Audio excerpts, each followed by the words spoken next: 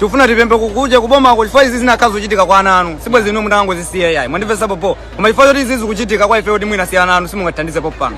Kula china poni kali ndo amapanga matemo kali matemo amakano sezi kuzindu zina zake. Figa utenga. Apapa munakali na feso mutithandize kuno South Africa tukufutika. Anthu wasana tipase chasi yoti ndikagwira ntchito, ndikuzigwirira ntchito, ndikugwira ntchito pesa transport ndikumapita. Tamangisidwa manyumba. Atitamangisa manyumba kumatimenya. Mwandipachito zinata. Odi mugeza tingachoka banji kuno. Ife tinavota ife tinakukhulupirana kuti ife matikonda matipensa bano bwino. Ndipo tinakukhulupirana. Kuti mutithandize. Change from the youth. Tikungovutika. Asimugaliza za ifeyo. Odi atakala ana anu kuvutika. Ala sinda zikolemeja mawa ni ndani. Atukala mulusi ife ndachi nyamara musatifune ndawe ya mavoti. Ndawe yanu ndino yoti mupeze mavoti. Tinali ndi chiyembekezo meti mabwera kuno kuti mutitenga. Mutitenga. Mpaka panopa. Ndaona ni mara mvula. Tabwera mvula nthawi yonse apa. Ana bali ana. Kwena kuberekera popa. Kwena kuberekera popa lini kwena ndana. Sikuyenda zimezichitika basi. Sikuyenda. Sisi kuyenda baba.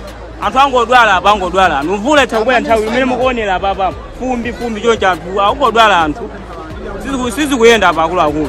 Zinthu zathu kuzenga nthawi kwa basi.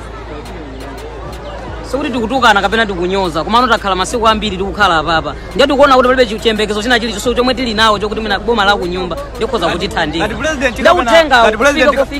president kapena government mukudikira kuti timwalire ne muzatenga matupi nenani chilungamo ife pano pasi tikuchoka anthu wanaosa awa atopa kutithandiza mwandipeza popo chilaini anthu akhala masiku ambiri mbili osadya ena abakubadwira ana pompano mwandipeza pano bwino chilaini chikumachoka kuno kaya mpaka nakuti munthu kumakhala osadya siku lonse anthu amene akuthandiza akazato pamwenye sitimwalira kokuno mukwene mutiganizire pena paka tinakhala ana anu zibwe zizi mutapanga yayi akufuna maliro ndabwera muyankhule pano ndabwera futa chifukwa chonena kuti anthu tachulukana space ndiyo chepa wani ana ng'ono makamaka tili ndi ana onena kuti sanathe mwezi ena ndi 2 weeks ena 3 weeks ndi space imene ili panopa ndiyo chepa kwambiri kutenga matenda nkosa vuta.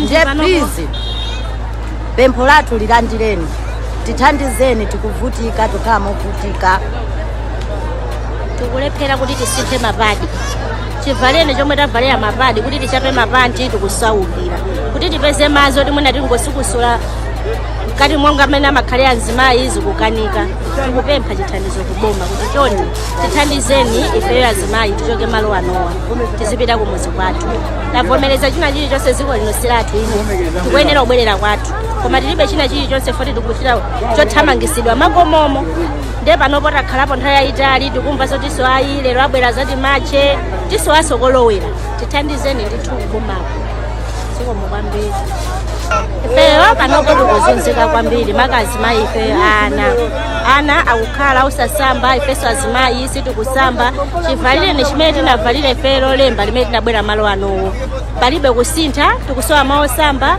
matowereri tikuavutikira tikukhala mogona mufumbiro khaloka anzathu amene tinabwera nawo siku la lero ena anabwera dzulo ena anabwera dzana koma sopeza kuti amene akunyamuka ndi amene akungobwera kumene ife amene tinabwera poyambirira panopo sitikunyamuka tikupempha boma mutithandize ifeyo makazimayi ana ife azimayi anzathuso ena akumashirira pompano moti mzimayi wina sali bwino ali pamusi apo mzimayi wina aso watengedwaso pa ambulasi kupita kuchipatala tikuvutika kwambiri tithandizeni